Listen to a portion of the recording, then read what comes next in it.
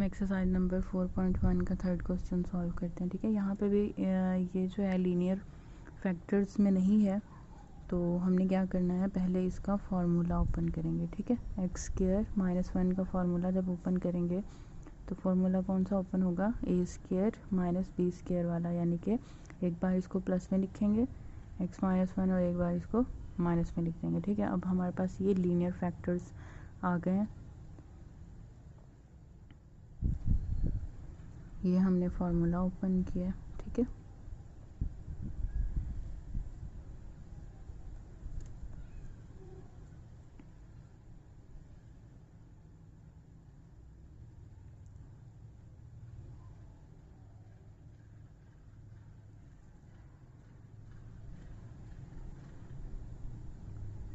Next अब हम इसका क्वेश्चन जो है वो सॉल्व करते हैं। ठीक है, सबसे पहले हमने क्या करना है, वैल्यू लिखनी है। ये जो हमारे पास दी हुई है 3x minus 1 divided by x minus 1 x plus 1। ठीक है, ये किसके इक्वल होगा, हमने अब कांस्टेंट लेने हैं। ठीक है, और एक फैक्टर को डिवाइड करना है a से और फिर b को डिवाइड करेंगे दूसरे फैक्टर के साथ। ठीक है, अच्छा, अब हमने क्या करना होता है, हमने मल्टीप्लाई करना होता है x माइनस 1 और x प्लस 1 दोनों को हमने बोथ साइड पे मल्टीप्लाई कर देना है। ठीक है, इसे आप डायरेक्ट भी लिख सकते हैं कि आप सिर्फ 3x माइनस 1 को लिख लें और a को x प्लस 1 यानी कि क्रॉस मल्टीप्लिकेशन के तौर पर लिखते हैं, तो आपको इतना लंबा ये जो प्रोसेस है ये नहीं करना पड़ेगा, लेकिन समझने के लिए जो है वो आप मल्टीप्लिकेशन ही करें। ठीक है, सिंपल अगर आपको क्वेश्चन आता है तो फिर तो मल्टीप्लिकेशन की ज़रूरत नहीं है, सिर्फ आप लिख दें कि multiplying both side by x minus 1 और x प्लस 1। ठीक है, अब हमारे पास ये दो इक्वेशंस आ गई हैं।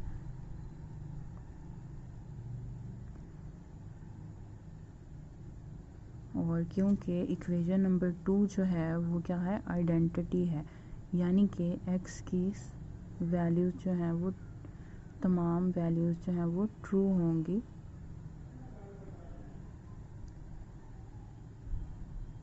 कैसे लिखेंगे हम, which is true for all values of x। ठीक है,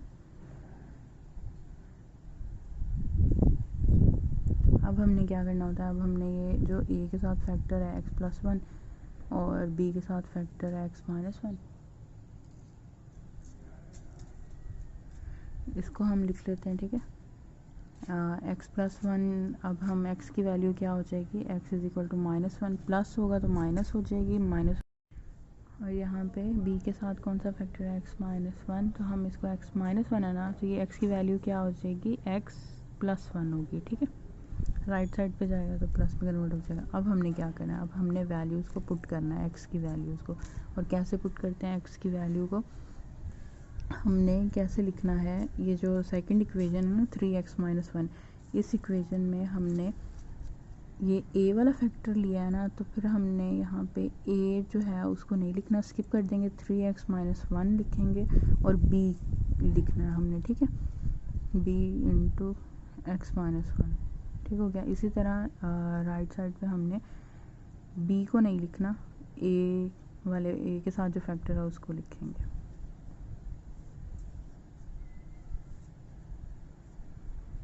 तो यहाँ पे 3x minus 1 is equal to a into x plus 1 आ जाएगा। ठीक है, b नहीं लिखेंगे हम। अब हमने x की वैल्यूज़ पुट करनी है, लेफ़्ट साइड पे x की वैल्यू हमने माइनस 1 लेनी है, पुट करनी है, और राइट साइड पे हमने प्लस 1।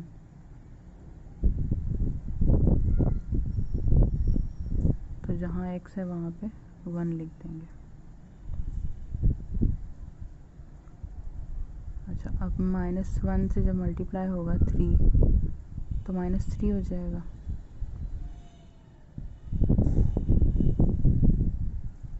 और minus -1 is equal to minus minus plus हो जाएंगे, -2 आएगा। साइन माइनस का आएगा लेकिन प्रोसेस जो है वो प्लस का होगा। अच्छा ये माइनस माइनस प्लस हो गया, -4, और अब -2 जो है डिवाइड हो जाएगा -4 से b, और ये आपस में क्रॉस हो जाएंगे 2, हमारे पास माइनस माइनस से भी क्रॉस हो गया। ठीक है, तो b की वैल्यू 2 आ गई। इसी तरह a की वैल्यू फाइंड आउट कर लेते हैं। 3 - 1 is equal to a into 2। ठीक है, ये हमारे पास 2a आ जाएगा और ये 2 रह गया। अब 2 divided by 2 is equal to a, और 2 से क्रॉस हो जाएगा 1। अब a की वैल्यू 1 आ गई और b की वैल्यू 2 आ गई। अब ये जो हमने कॉन्स्टेंट्स में खुद से सपोज किए थे ना, ये कॉन्स्टेंट्स, तो हमने अब क्या करना है, इनकी जगह पे वैल्यूज़ लिखनी है इनकी।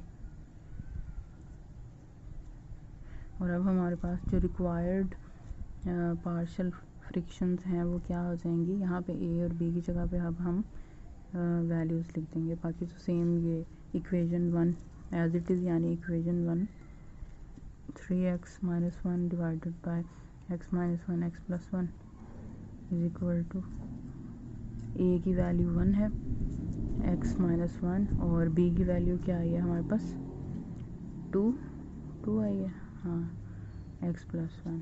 ठीक है, तो ये हमारे पास रिक्वायर्ड पार्शियल फ्रिक्शंस आ गई। नेक्स्ट वीडियो में हम नेक्स्ट क्वेश्चन सॉल्व करेंगे। ठीक है।